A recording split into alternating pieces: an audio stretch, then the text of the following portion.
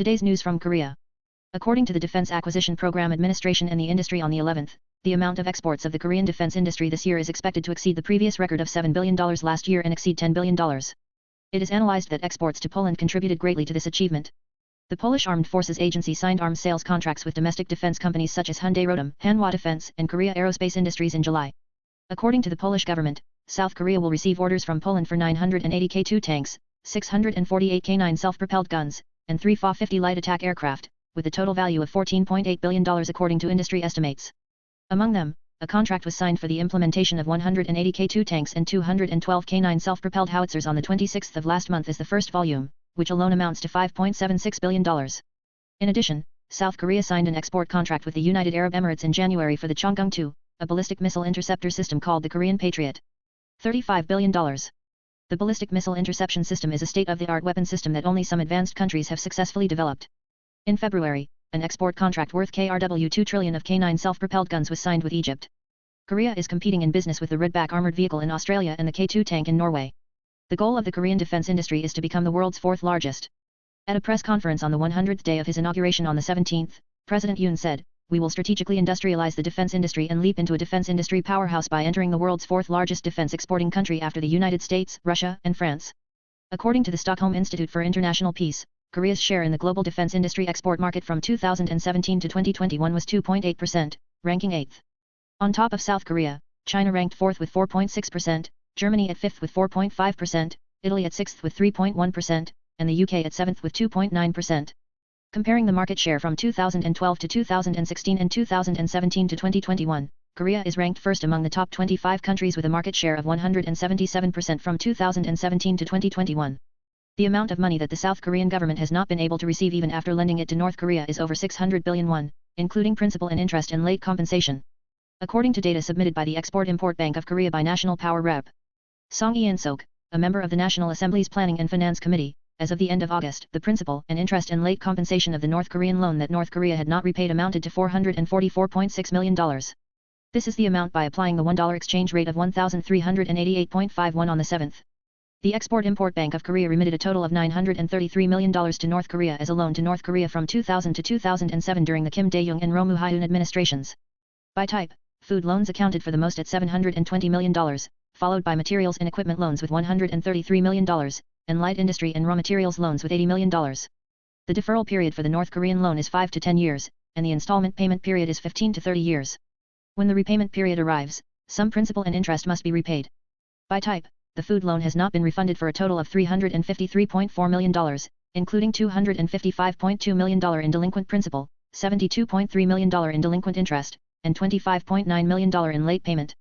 In the case of the light industry loan, a total of $91.2 million remains outstanding, including $69.5 million in delinquent principal, $7.9 million in overdue interest, and $13.8 million in late payment. In particular, in the case of materials and equipment loans for inter-Korean railway and road projects in 2002, the repayment date could not be confirmed as inter-Korean relations were strained due to the shooting of a tourist at Mt. Kumgang in 2008 and construction was halted. There was no discussion, Song said. The outstanding amount of the North Korean loan is increasing by about $40.4 million every year. In the past 10 years, the Export-Import Bank of Korea, a party to the loan agreement with North Korea, has sent 76 notices of repayment requests to the Pyongyang Chosun Trade Bank through international mail and fax. Rep. Song said, the problem is North Korea's attitude, which is not repaying interest, let alone principal, and criticized the Moon Jae-in administration for neglecting the issue of repaying the North Korean loan lent with the blood of the people and focusing only on the peace show based on submissive relations with North Korea. Did. The family of Lee Dae-jun, an official of the Ministry of Oceans and Fisheries, who was killed by North Korean forces in the West Sea 2 years ago, will visit the United States next week to demand accountability for the incident.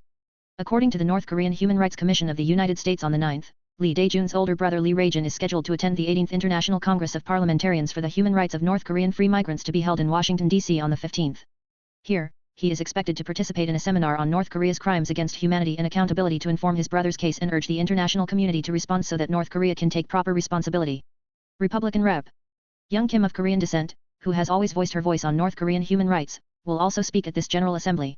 Elizabeth Salmon, the UN Special Rapporteur on Human Rights in North Korea, is also expected to speak via video. Rae-jun Lee plans to visit Cincinnati on the 17th to meet the parents of Otto Warmbier, an American college student who died after being detained in North Korea. After the death of their son, Warmbier's parents won a lawsuit against North Korea in a federal court in Washington, D.C. in April 2018. The court awarded $51.33 million in damages, and Warmbier's parents were paid $240,000 from the now confiscated North Korean bank funds.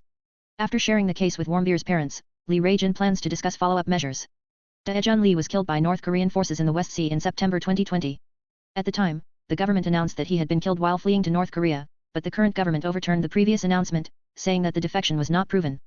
Naver, which is ranked number 1 in the domestic webtoon market, produced popular dramas such as That Year We and The Good Doctor as webtoons this year and succeeded in the box office, but only Strange Lawyer Woo Young-woo is struggling. The drama That Year We drew attention as the first original content produced by Studio N, a subsidiary of Naver.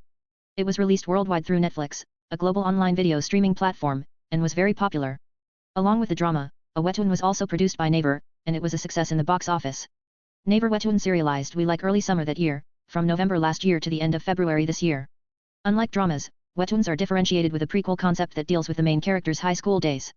Thanks to this, he continued to be loved by readers even after the drama ended. From episodes 1 to 20, it received support as much as a drama, recording a rating of 9.9 points. The webtoon Good Doctor, which has been serialized on Naver since May, is also receiving favorable reviews from readers. The Good Doctor is based on the KBS drama that aired in 2013, 9 years earlier than Woo Young-woo. It recorded high viewership ratings with a character with autism syndrome as the main character. The webtoon Good Doctor has been released until the 29th episode and has an average rating of 9.7. Recently, dramas and movies based on webtoons and web novels have been successful at the box office, but it is not uncommon to remake a popular drama into a webtoon. In this regard, the webtoons That Year We and The Good Doctor serialized on Naver are considered as exemplary cases of drama webtoonization. On the other hand, Woo Young-woo, which started serialization on Naver webtoon at the end of July, is receiving criticism as the episodes repeat. Ratings are also dropping. Episode 7, released on the 7th of this month, scored only 5.56 points, showing the lowest level so far. This is in contrast to the drama that made it to the top of Netflix charts around the world and recorded the highest ratings on the ENA channel. Coupang's video streaming service Coupang Play exclusively released the latest movie content one after another and aggressively expanded. Although it is the industry's lowest subscription fee of 4,901 per month, it is willing to invest tens of billions of won to strengthen its contents. It is noteworthy whether the domestic video streaming service market, which requires enormous financial power, will continue to grow. According to the content industry on the 8th, Coupang Play exclusively released the movie Emergency Declaration on the 7th. It is the second latest movie exclusive after the exclusive release of the movie Hansen, The Appearance of the Dragon on the 29th of last month. The two films were released about 2 months ago, and they are still playing in movie theaters. The exact amount Coupang spent on the exclusive contract for the two films was not disclosed. However, the industry estimates it to be around 30 billion won. It is reported that Hansen sold for 15 billion won and Emergency Declaration for 13 billion won. Usually, the latest movies are released first on VOD after the cinema closes. However, this formula is gradually breaking down. The video streaming service industry, which has huge capital, is offering a better price than VOD income. In particular, Emergency Declaration failed at the box office even though it cost about 30 billion won to produce. Actors Song Kang-ho, Lee Byung-hun, and Jeon Do-yeon were humiliated for not being able to cross the break-even point even with super luxurious castings. Therefore, it is analyzed that there would be no reason to reject the large amount offered by Coupang. For Coupang, the video streaming service Coupang Play is a kind of second job. This is an additional benefit that can only be used by Coupang paid members Coupang Wow, who pays 4,901 per month. Nevertheless, they do not spare money and are actively investing. Not only the latest movies but also sports contents are being strengthened. In July, Coupang Play invited Tottenham Hotspur, to which Son Heung-min belongs, and held an event and broadcasted exclusively live. The U.S. National Football League, which will be held on the 9th, will also be broadcast exclusively. The share of domestic video streaming service platforms is expected to undergo a major change in the near future. Previously, TVing announced a merger with KT Season, and is expected to rise to the top of the local video streaming service next year. As of last month, Wave had about 4.3 million and Coupang Play had 3.8 million monthly active users. Fierce competition is expected to continue for the second place on the native platform. Most of the webtoon readers are responding through comments, saying, the episode and the development in the drama are the same, so it's boring. There is an opinion that the unique tone, gestures, and gaze of actress Park Yeon-bin in the drama with her delicate acting are not well revealed in the webtoon. The webtoon, which was planned for a total of 60 episodes, has now been released up to 7 episodes. Readers are also expressing their regret that new episodes, such as the story of Woo Young-woo's law school days, which could not be seen in the original, are added. As electric vehicle sales have increased significantly in recent years, interest in electric vehicles to be launched in the second half of this year is growing. In particular, a fierce battle is expected in the domestic market as new cars with strong personalities are expected to be released. According to the industry on the 11th, there are about 10 new electric vehicles scheduled to be released in the second half of this year. Among them, the vehicles that receive the most attention are Hyundai's first sedan-type pure electric vehicle Ioniq 6 and Kia's high-performance electric vehicle EV6 GT. The Ioniq 6 started pre-orders on the 22nd, ahead of its launch next month, with 37,446 units on the first day, setting a record for an existing domestic finished car model. Long-range models with large battery capacity can receive 100% subsidy for all models, so fierce competition for shipment is foretold. Mercedes launches the new EQE. This model is based on the E-Class, which is the most sold Mercedes model. Audi and Volkswagen will release 3 medium and large electric vehicles at once in September. Audi recently launched the brand's first compact electric SUV, the Q4 e-tron 40 and Q4 Sportback e-tron 40. Volkswagen Korea ID.4 will also be released in Korea on the 15th. ID.4 is Volkswagen Korea's first pure electric vehicle, and it is the model that led Volkswagen's electric vehicle sales in the global market. The driving range on a single charge is 405 km at room temperature and 288 km at low temperature. In addition, it is reported that the price will be set at less than 55 million won to receive 100% of the electric vehicle subsidy. BMW Korea is releasing the 7 Series-based i7. The i7 xDrive 60 is powered by 2 electric motors and has a maximum output of 544 horsepower. Although the amount of arrears in wages is decreasing, the number of workers who have suffered arrears in wages is still reaching 120,000, and there are voices calling for stricter punishment for habitual and intentional wage arrears. According to the Ministry of Employment and Labor on the 10th, as of the end of June this year, the amount of unpaid wages was 665.5 billion won. This is a decrease of 6.7% compared to the same period last year. The amount of arrears in wages has been decreasing every year since 2019. It increased to 1.72 trillion won in 2019, but decreased to 1.583 trillion won in 2020 and 1.35 trillion won last year. During the same period, the number of unpaid workers also decreased from 345,000 to 294,000 to 247,000. As of the end of June this year, the number was 118,000, 6.6% less than the same period last year. However, this is still high, meaning that close to 120,000 workers are worried about their livelihood because they are not getting paid.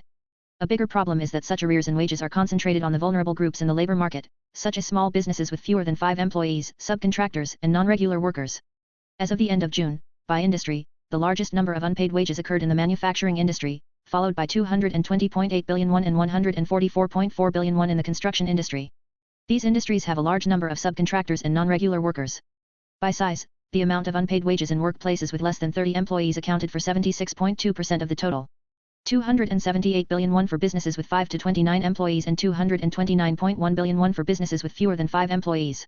In particular, it was found that arrears in wages were more serious in the shipbuilding industry, which is a representative industry of the dual structure of the labor market. As loan interest rates soar without realizing it, households' interest burden is snowballing. As interest rate hikes in major countries are expected to continue through next year, market interest rates are also expected to rise for the time being. Borrowers who are preparing for a loan or about to renew a loan are also getting more worried. According to the financial industry on the 11th, the 5-year financial bond yield, which is the index rate of mortgage-type hybrid products, recorded an annual rate of 4.295% at the end of last month. It is the highest since August 2011. At the beginning of the year, it stayed in the 2% range, but it seems to be rising rapidly with interest rate hikes in major countries. 1-year bonds, the standard for credit loans, also showed a similar trend, recording 3.769% at the end of last month, the highest level in 11 years. Typically, bond yields reflect the base rate hike in advance. As financial debentures are issued by financial companies to finance loans, they are bound to rise when the funding rate rises. Although banks have recently lowered lending rates to some extent amid criticism of excessive interest trading, this means that additional rate hikes are inevitable due to the rise in loan costs. The U.S. Federal Reserve, Fed, has announced a giant step in a row this month, and the Bank of Korea is also planning to raise the key interest rate further by the end of the year. Some predict that if the BOK raises the base rate at the end of the year to 3% a year, the interest rate for commercial banks will exceed 8%. Is there any way to reduce the interest burden even a little in a situation where an increase in loan interest rates is inevitable? Industry insiders advise to pay attention to the changed government policy finance or the upper interest rate limited main loan, which limits the rate of interest rate rise for a certain period of time. The high interest rate limited mortgage loan was a product introduced by financial authorities and banks in July last year.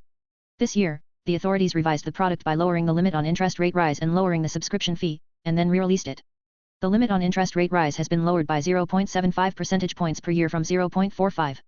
Borrowers who use variable interest rates can also sign up for an existing product by adding a special contract. You can join even if you receive a new main loan, but this does not include a Jeonse loan or group loan. The limit on interest rate increases varies from bank to bank, so you should check it separately. Thank you for watching today. Please subscribe and set an alarm.